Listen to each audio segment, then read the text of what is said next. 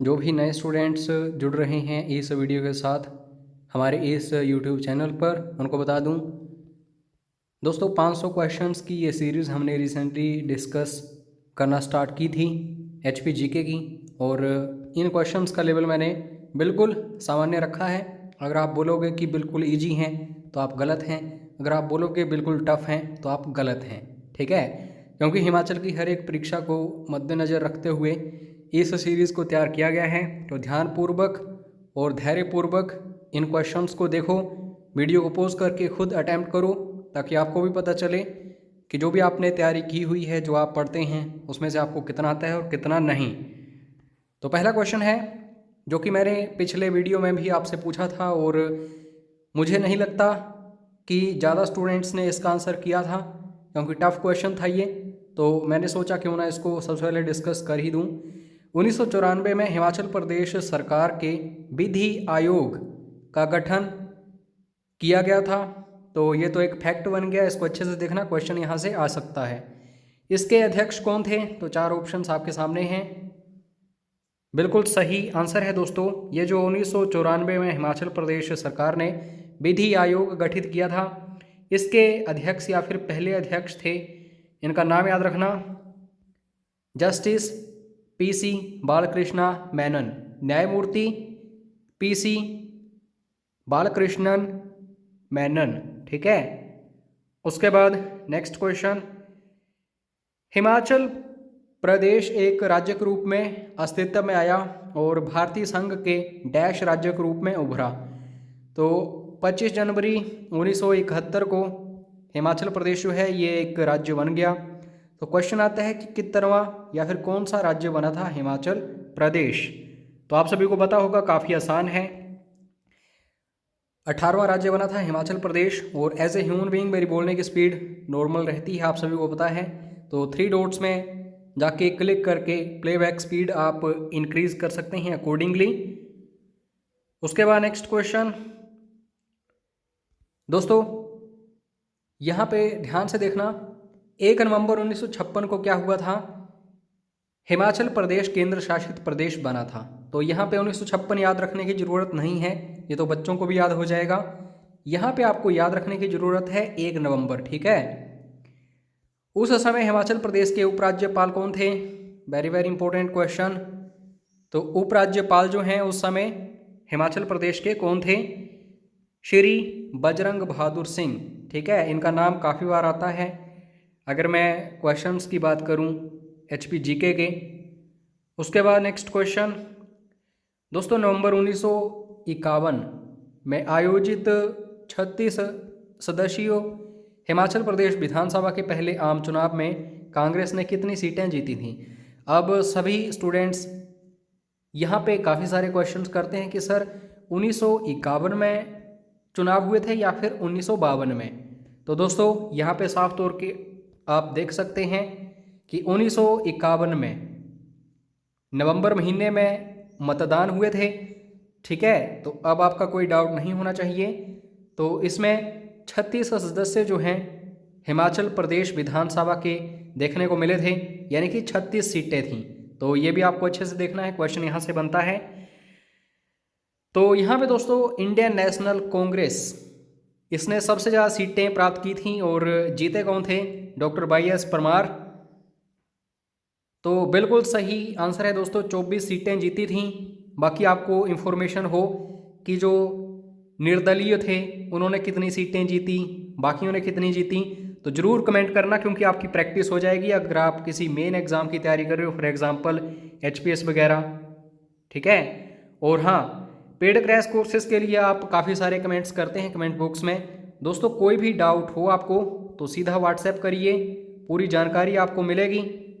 अगर हिमाचल की किसी भी परीक्षा की तैयारी कर रहे हो तो सभी पेड क्रैश कोर्सेज अवेलेबल है।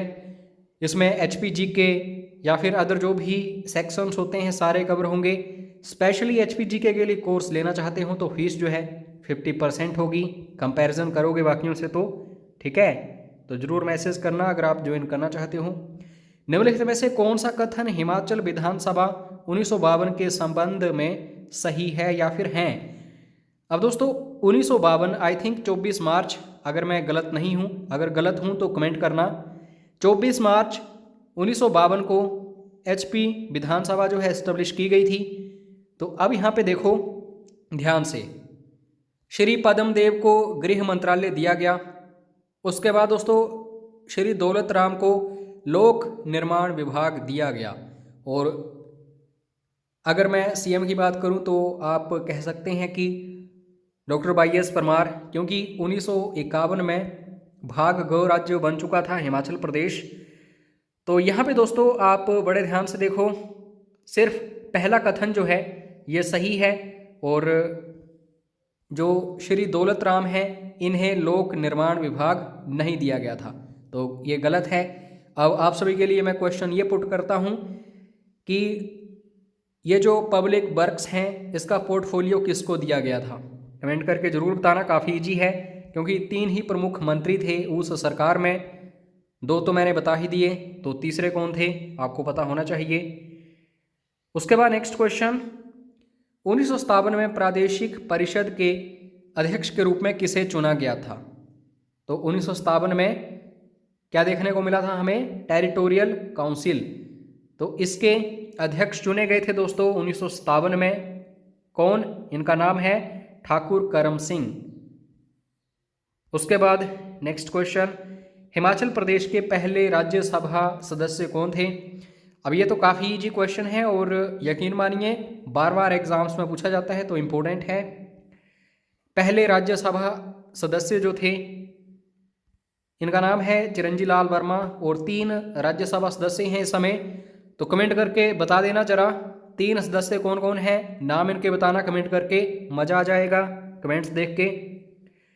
उसके बाद नेक्स्ट क्वेश्चन, हिमाचल प्रदेश अधिनियम संसद ने किस तिथि को पारित किया था? HP एक्ट की बात करूं तो इससे ये जाहिर हो गया था कि अब नया राज्य बनेगा जिसका नाम होगा हिमाचल प्रदेश। तो ये जो दोस्तों अधिनियम है ये संसद में पारित किया गया था 18 दिसंबर 1970। और हाई लेवल एग्जाम्स के लिए इम्पोर्टेंट क्वेश्चन बनता है ये, किस अदालत में महात्मा गांधी की हत्या के मामले की सुनवाई हुई और गोडसे को मौत की सज़ा सुनाई गई थी? तो ये जो दोस्तों अदालत है इसका नाम क्या है? बिल्कुल सही आंसर है दोस्तों मिंटो कोर्ट। ठीक है, तो इसको याद रखना, इम्पोर्टेंट है ये।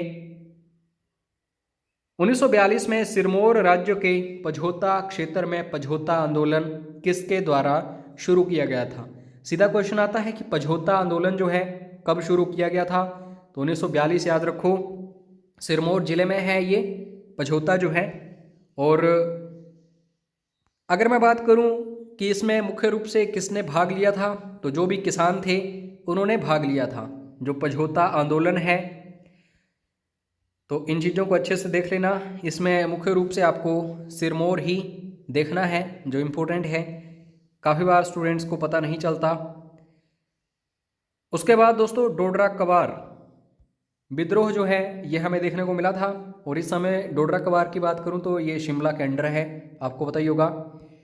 तो डोडरा कवार विद्रोह जो है ये हमें देखने को मिला था 1906 ईस्वी में। ठीक है, डोडरा कवार का शासक था और वजीर था, तो लोगों का शोषण करते थे वो, इसलिए ये विद्रोह देखने को मिला था उस समय।